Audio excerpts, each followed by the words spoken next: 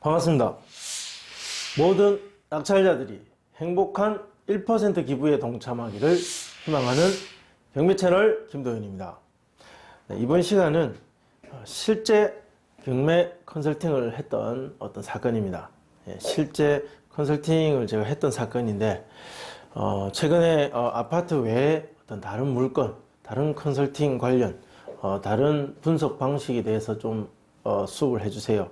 그렇게 부탁하는 분들이 있어서 제가 실제 실무적으로 일을 했던 현장에서 제가 하고 있는 사건들, 그 사건들, 경매 사건들 몇 가지를 요즘에 분석해 드리고 있습니다. 그 중에 오늘은 작은 호텔, 일종의 모텔이죠. 그런 사건입니다.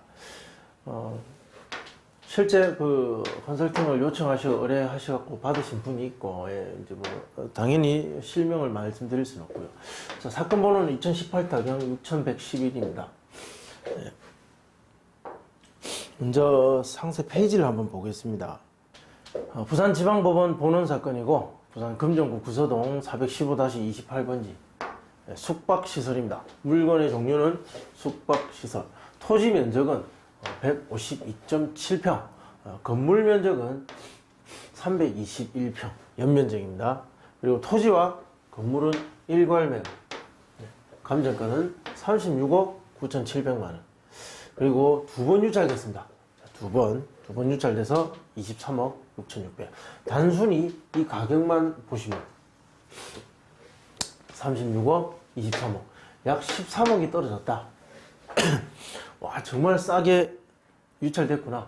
이거 사면은 뭐 시세보다 뭐 이렇게 싸게 사서 정말 큰 차익을 노릴 수 있지 않을까. 뭐 그렇게 접근하시는 분들이 많이 있을 수 있습니다. 그렇지만 실제 경매 현장에서는 그렇게 싸게만 낙찰되는 것이 아닙니다. 그 가격, 이 숫자 뒤에 숨어 있는 여러 가지 관련된 법들, 그리고 현장 관련된 어떤 부동산 시장, 그리고 기타 다른 연관된 어떤 상권, 주변에 있는 이 부동산 주변의 상권, 이런 것들을 이해하고 알아야 이 숫자 이면에 있는 이 물건에 대한 이해를 금방 알아챌 수가 있습니다. 이 13억 유찰됐다고 해서 실제로 이렇게 살 수 있는 것도 아니고 실제 이 가치도 아니다. 자, 이것은 그저 관심을 끌 수 있는 숫자에 불과합니다. 보증금은 2억 3,661만 1,200원. 소유자와 채무자는 김 누구누구로 같은 사람이고, 채권자는 뭐 유한회사일 겁니다. 예, 유한회사죠. 예. 유한코입니다. 유한코. 제가 거래를 해서 아는데, 자, 이건 유한코입니다. 보시면 1차에 36억 9,700 이렇게 나왔었습니다. 6월달에 2019년 6월달에 진행을 했는데 유찰됐습니다. 뭐 입찰하는 게 의미가 없다라는 어떤 시장의 판단이 있었다는 거죠. 7월 24일 날 2차 경매 진행했는데 또 유찰됐습니다. 자, 그리고 변경했습니다. 이때부터 필요한 것은 이 채권자 입장에서는 시간을 끌어야 됩니다. 최대한 이 사건의 노출 기간을 늘리면서 이 사건의 관련 사건의 정보가 시장에 많이 알려지고 많은 사람들이 검토될 시간이 필요하다. 자, 이 사람들의 전략 중에 하나입니다. 최대한 시간을 끌어야 되기 때문에 보시면 변경해서 계속 끌고, 자, 8월, 11월, 자, 그리고 결국 12월에 와서야 매각이 되었습니다. 시간을 최대한 끌면서 매수자를 찾죠. 입찰해야 될 사람들 찾기 위해서 정보의 어떤 그 홍보도 필요하고, 그리고 또 단순 입찰이 아니라 채권자가 입찰 예정자에 대한 정보를 파악하고 입찰 이행 계약을 쓰고 입찰하는 경우도 있습니다. 자, 그러한 작업을 하기 위해서 필요한 시간을 이 변경 신청을 통해서 확보한다. 자, 그렇게 이해하시면 됩니다. 물건 사진 한번 보겠습니다. 어떤 사건인지 궁금하실 거니까. 네. 자, 외관은 이렇게 생겼습니다. 이렇게 한 5층, 6층 정도 되죠. 예, 여기에 이제 숙박시설 옆에 있는 주차장. 이것도 주차장이고. 네. 이렇게 생긴 물건입니다. 그럼 누가 점유하고 있느냐? 자, 점유자 확인해 보겠습니다. 자, 점유자 보시면 여기 임차인이 있습니다. 자, 임차인 박 누구누구 전부에 대해서 2015년 6월 29일 날 사업자 등록을 했고 배당 요구도 했습니다. 2018년 9월 17일 보증금 6억에 월 1,800만 원. 자, 문제는 대항력이 없다. 소유권 김누구누구 있죠. 2015년 1월 13일 근저당을 잡습니다. 자, 이것이 말소 기준 권리가 됩니다. 자, 이 채권 최고액 32억 4천. 자, 이것이 말소 기준 권리가 되어서 이 이후에 있는 근저당, 가등기, 압류 뭐 많습니다. 부동산이 크고 특수한 물건이고 소유자의 어떤 이해관계자들이 굉장히 많기 때문에 설정되어 있는 권리들이 굉장히 많습니다. 자, 어쨌든 이 말소 기준 등기 이후에 모든 권리는 소멸된다. 이 박 누구누구라는 사람이 임차인인데 보시면 근저당권 1순위 근저당, 2순위 근저당, 그리고 3순위 근저당에 와서 그 사람의 흔적이 보인다. 근저당 설정을 해놨습니다. 보증금이 6억이나 되니까 여기 보시면 1억 5천과 4억 5천 두 차례에 걸쳐서 1월 21일과 그리고 6월 29일 그 두 차례에 걸쳐서 근저당 설정을 해놓고 월세를 부담하면서 운영하고 있는 임차인이 있습니다. 자, 임차인이 이렇게 있다. 다만 이 임차인이 그 보증금을 담보하기 위해서 설정해 놓은 근저당, 자, 이것은 후순위 근저당으로 이 앞에 있는 채권의 32억과 4억 이것을 배당하고 나면 남는 금액은 없다. 사실상 어마어마한 손해를 입게 될 사람이다. 자, 이런 사람을 명도한다. 자, 그 사람은 명도하면 명도 저항이 상당히 있을 수 있다. 자, 여기까지는 충분히 예측이 가시죠. 자, 밑에 보시면 주의사항이 있습니다. 보시면 자, 2018년 9월 17일 그리고 2월 22일 4월 11일 10월 28일 10월 또 28일 이 5번에 걸쳐서 임차인이면서 동시에 유치권자 이 방 누구누구의 신고서가 제출되고 일부 취하서도 되고 있습니다. 자, 자세히 읽어보면 3번에 걸쳐서 유치권 신고를 합니다. 임차인 방 누구누구 유치권 신고서 제출 2018년 9월 17일 한 번, 그리고 2019년 2월 21일 한 번, 그리고 4월 1일 한 번에 걸쳐서 유치권 신고를 합니다. 그런데 돌연 10월 28일에 와서 이 임차인 방 누구누구가 유치권 일부 취하서를 제출합니다. 그리고 뭐 접수 증명을 하고 어떤 사연이 있었겠죠.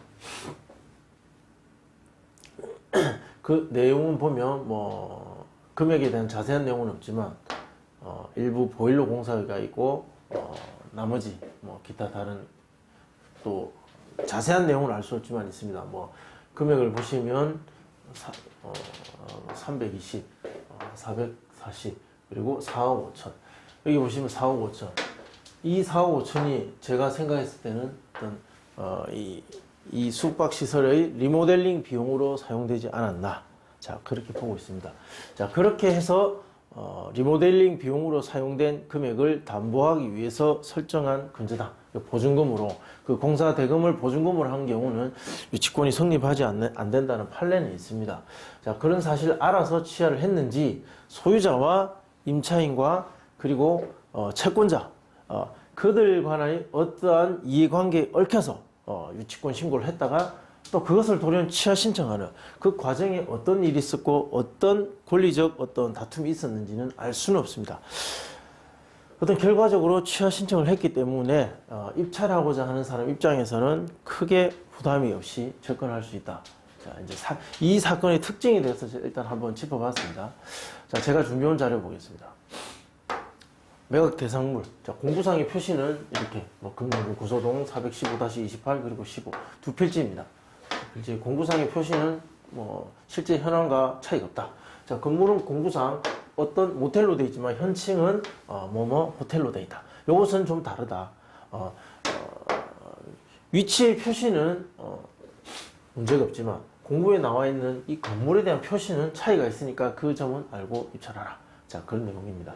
자, 매각 목록 무엇을 매각하는가? 자, 토지와 건물과 기타 크게 세 가지가 있다.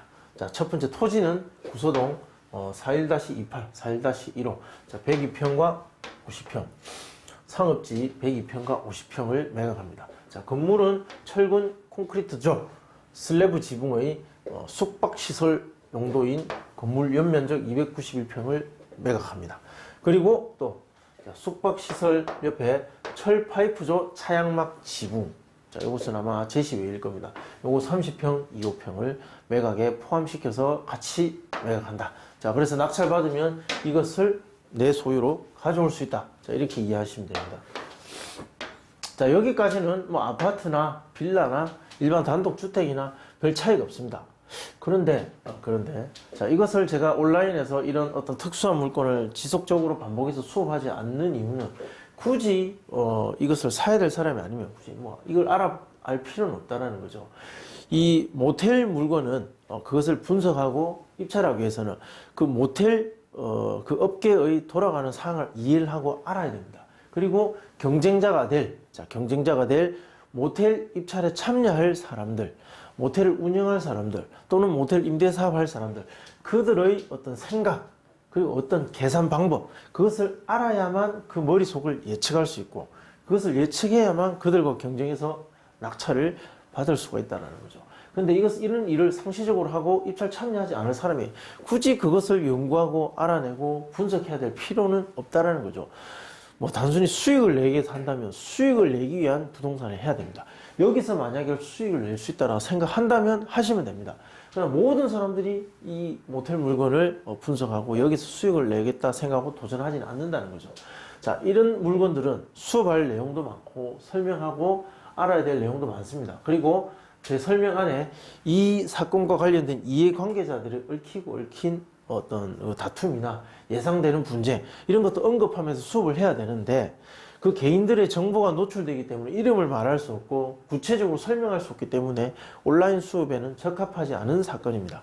그래서 제가 잘 하지는 않는데 요청하는 분이 있어서 제가 지금 하고 있는 것이고, 자, 이런 수업은 오프라인 수업에서 아주 자세히 상세하게 그리고 깊이 있게 수업을 할 수가 있습니다. 다음에 관심 있으신 분들은 뭐 공장, 모텔, 그리고 큰 상가 건물 또는 특수한 용도의 부동산, 자, 이런 것들은 제가 오프라인에서 수업을 하도록 할 테니까 그때 많이 참석하셔서 수업을 듣고 공부하셨으면 좋겠습니다. 자, 토지 교양도. 자, 이 물건의 토지는 어떤 형태인가? 자, 여기 보시면 건물이 앉아있는 땅이 이렇게 생겼고, 자, 주차장으로 활용되고 있는 땅이 이렇게 생겼습니다. 아주 예쁘게 생겼죠. 자, 여기 지나가고 있는 것이 지하철입니다. 건물의 개항도. 자, 건물은 뭐 이런 모양으로 생겼다. 예, 뭐 그런 설명입니다. 우리 경매 상세 페이지 보시면 상세하게 나와 있습니다. 예, 건물 사진이고, 이건 제시외 건물. 건물 제가 설명해 드리겠습니다. 자, 1층에 안내실 22.75평 자 있습니다. 그리고 주차장이 있고, 그리고 위로, 자, 위로 안내실을 제외한 요 위로는 건물이 같은 면적으로 2층부터 5층 객실로 65.05평 자, 건물 생겼다. 자, 이렇게 생긴 거죠.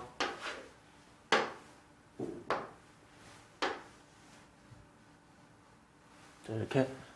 자, 여기 1층 안내실. 자, 그리고 이건 전부 다 객실이다. 자, 뭐 이렇게 생겼다. 저 설명을 보면 금방 이렇게 생각하실 수 있어야 됩니다. 자, 그리고 모텔 옆에 있는 주차장, 그리고 이것이 철파이프조 차광막이다. 이것은 제시외 건물에는 건축물 대장에는 없는데 감정가에는 포함돼서 매각에 포함시킨다. 자, 토지 이용객 보겠습니다. 이 건물이 앉아 있는 땅, 자, 대지 152평. 자, 일반 상업지역이고 방화지구다. 여기 보시면 제가 표시해 놨습니다. 자, 가로구역별 최고 높이 제한지역. 자, 여기는 건물의 높이를 제한하고 있다. 자, 그것이 어느 정도의 높이냐가 굉장히 중요합니다. 그래서 건축가 확인을 해봐야 되겠죠. 60m. 짓고자 하는 건물 60m면 충분하다. 개발하는데 큰 문제가 없다. 그리고 옆에 있는 다른 또 필지, 주차장으로 쓰고 있는 필지, 주목은 대. 자, 이거는 50평 정도 되죠. 일반 상업지역, 방화지구 똑같습니다. 자, 그리고 똑같이 가로구역별 최고 높이 제한 제가 확인해 보니까 60m. 60m까지 지을 수 있는데 지금은 6층 높이의 숙박시설이 앉아있고 하나는 주차장으로 쓰고 있는 물건이다. 자, 건축물 대장상 뭐 특이한 사항은 없습니다. 뭐 이 건물이 얼마나 되어 있고 건축물 대장상 철근 콘크리트조 건물이 연면적이 어떻게 된다. 뭐 이런 내용들 한번 언급하면서 그냥 설명하는 겁니다. 자, 실제 점유관계 토지와 건물 임차인이죠. 임차인이 있습니다. 임차인 박 누구누구가 보증금 6억에 월 1,800만 원에 자, 사업자 등록은 2015년 6월 29일 있었고 배당 요구는 2018년 9월 17일 있었습니다. 자, 이 임차인 박 누구누구로부터 2018년 9월 17일 금 447만 원 유치권 신고 있고 그리고 19년 2월 20일자 320만 원 보일러 수리. 자, 이거 보일러 수리라는 걸 제가 확인했습니다. 자, 2019년 4월 1일자 금 4억 5천 유치권 신고 해놨습니다. 자, 이 4억 5천은 분명히 이 건물 리모델링 공사 비용으로 썼던 자기의 보증금. 이 보증금을 4억 5천 이것을 현재의 소유자 김누구누구 자, 4억 5천을 김누구누구에게 주고 이 소유자가 어떤 도급을 줘서 공사업자에게 공사를 시켰는지 또는 이 4억 5천을 임차인이 바로 공사업자에게 주고 소유권자한테는 보증금으로 처리하기로 한 건지 자, 그것은 어떻게 했는지 알 수 없지만 중요한 건 이 4억 5천은 보증금으로 되어 있고 이 사람은 유치권 신고를 해놨습니다. 자, 이것이 유치권 되냐? 자, 일단 판례상으로는 되지 않습니다. 되지 않습니다. 이게 되든 되지 않든 만약에 저라면 다툼의 여지가 있다면 이것을 취하지 않았을 건데 이 사람은 취하를 했습니다. 그 취하를 하도록 뭔가 압력을 받았는지를 제가 조사를 해보니까 그렇지도 않았던 것 같습니다. 자, 다시 임차인 박 누구누구로부터 2019년 10월 28일 자, 입찰이 임박해 있을 때 이때 447만 원과 4억 5천 자, 첫 번째와 세 번째 유치권 신고를 취하를 했다. 취하의 이유는 알 수가 없지만 왜 취하를 했는지는 모르겠습니다. 차라리 취하를 하지 않았으면 더 좋았을 건데 일단 취하를 했습니다.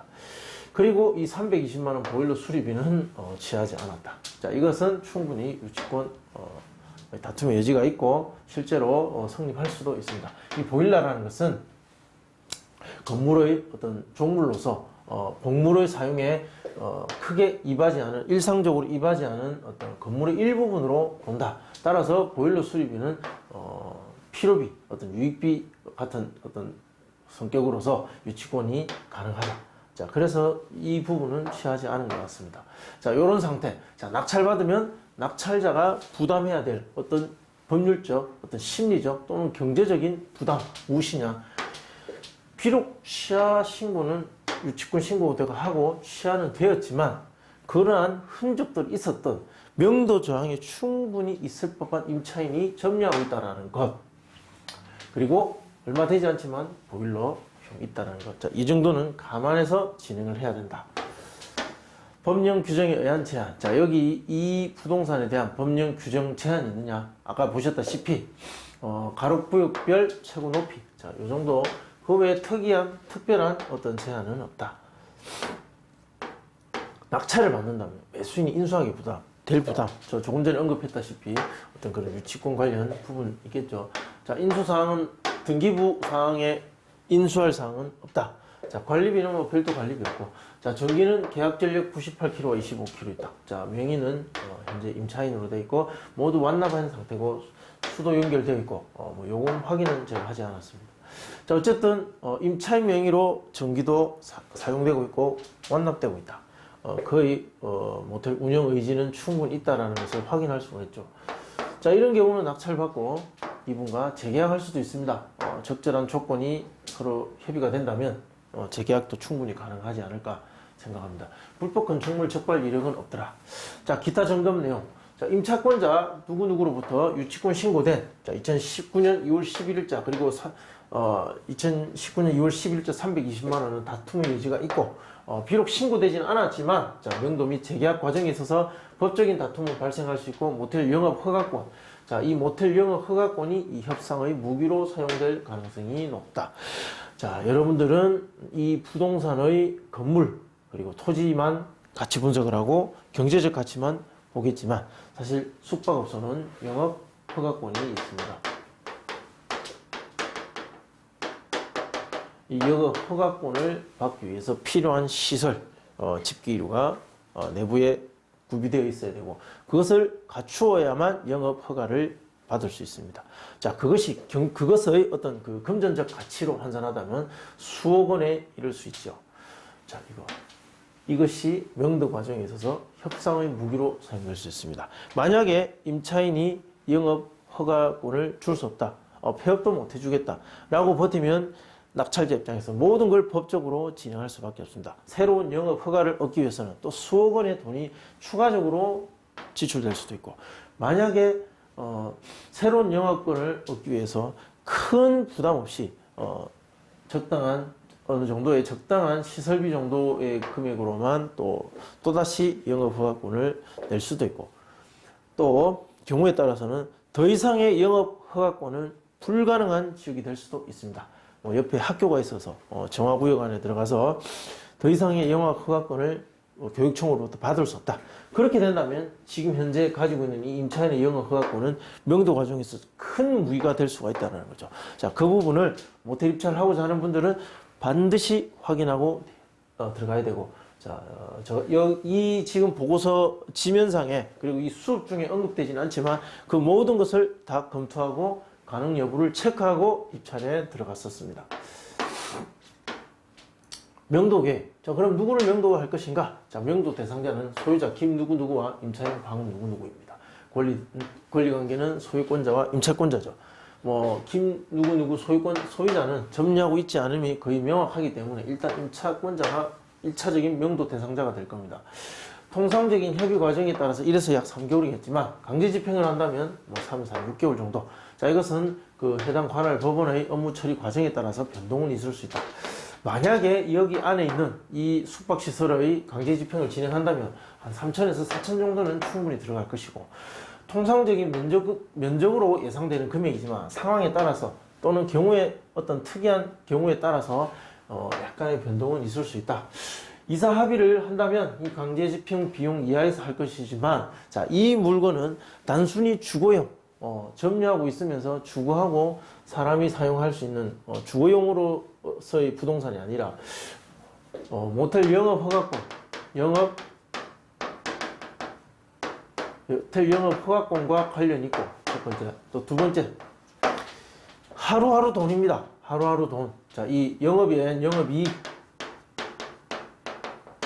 자, 이것들이 아주 긴밀하게 관계되어서 이 이사 합의라는 것, 자, 이사 자체가 아예 안 될 수도 있습니다. 이 명도 합의에 있어서 이것들이 아주 밀접한 관계를 맺고 협상 테이블에 올라올 것입니다. 네, 여러 가지 협상 테이블에서 이런 것들을 두고 임차인과 낙찰자가 다투고 또는 양보하고 협상해서 결정하게 되겠죠. 명도 소송 가능성은 일부 있습니다. 약간은 있습니다. 영업 허가권 말소, 또는 부당이득, 유치권, 이런 것들 가지고 다툼이 여전히 있죠. 협상에서 밀리지 않기 위해서는 법적인 카드도 충분히 검토하고 사용할 필요도 있다. 그러나 저는 늘 권장하는 것을 협의해서 좀 양보해서 진행하는 것을 저는 권장합니다. 자, 첫 번째 수업에 준비한 자료는 이만큼입니다. 자, 두 번째 시간에는 낙찰가 예상 그리고 그 진행 과정에 대해서 제가 또 설명드리겠습니다. 자, 이 수업 중에 언급하는 내용은 아주 일부일 수밖에 없습니다. 진짜 중요한 내용들은 사실 언급하기 어려운 점들이 많다라는 것 이해해 주시기 바랍니다. 자, 모텔 관련해서 두 번째 시간에 또 뵙겠습니다. 시청해 주셔서 감사합니다.